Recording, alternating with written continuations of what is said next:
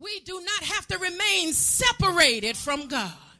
If you are struggling and striving and feeling guilty, and some of us have given up on trying to live right. We have found a place of satisfaction in neutrality. We found a place of satisfaction in complacency. Don't bother me, I won't bother you. We tell ourselves the fallacies like everybody doing something and ain't nobody doing all of that and nobody is perfect. But Paul gave us an answer. In Philippians chapter 3, he says, forget about not being perfect. That's what he says. He says, not as though I have already obtained or that I am already perfect. Look at your neighbor and say, forget about trying to be perfect. Because, see, we use our imperfection as an excuse not to try to live right. I've been struggling for years. I've been this way for years. There's nothing new about me. This is just who I am. And so, it is what it is. They get what they get. I want to know, is that the answer that God had for you when you needed a Savior? Is that the answer that God had for you when you came to the altar crying and say, if something don't change, I'm going to lose my mind? Is that the answer that God gave for us when he said, because he lives, I can face tomorrow?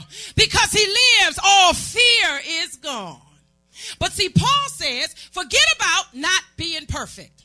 You are still supposed to follow my model of chasing after the one who chased after me and has apprehended me.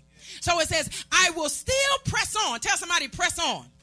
Because I am a living witness. If you chase God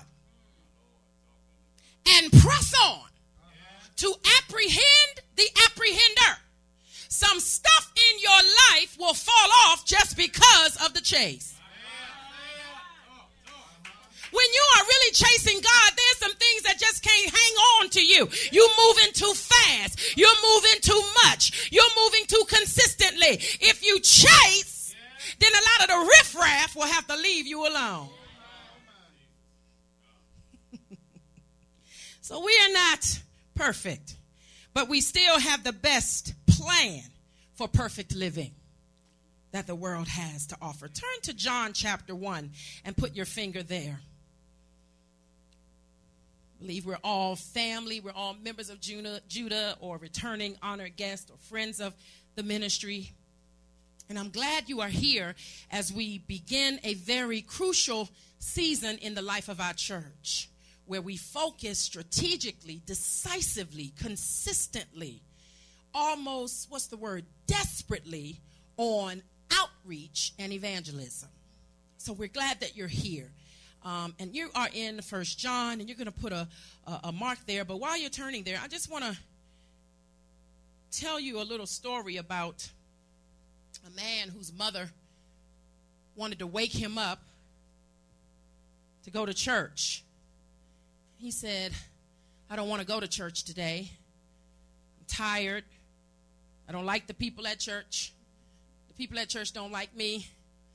They phony. And I would rather stay in bed.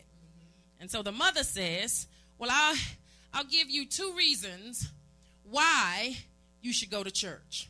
Number 1, you are 59 years old and you should be beyond worrying about who likes you and who doesn't like you. So the first thing is you are 59. And the second reason you ought to go to church is because you are the pastor.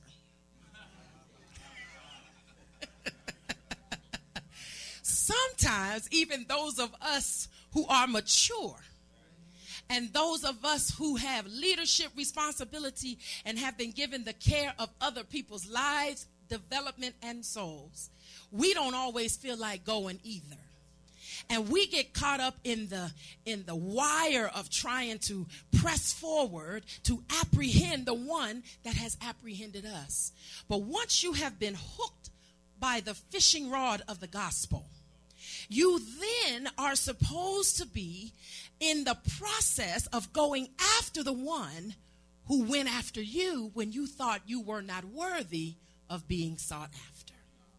The one who went after you when we, let me just talk about myself because I can't get mad at myself. I can't leave myself. I can't hang up or break up with myself. I'm going to talk about me.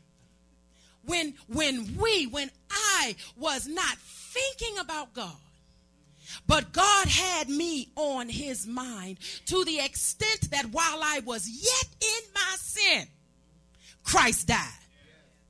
So if Christ could die before we had it all together, why can't we work for Christ? You weren't perfect when he died. You weren't perfect when they whipped him all night long. You were not perfect when he was crucified. But yet he died. And now we say, I want to wait until I apprehend, or I want to wait until I obtain perfection before I go after the apprehender. But tell somebody, I'm ready to be apprehended by the apprehender.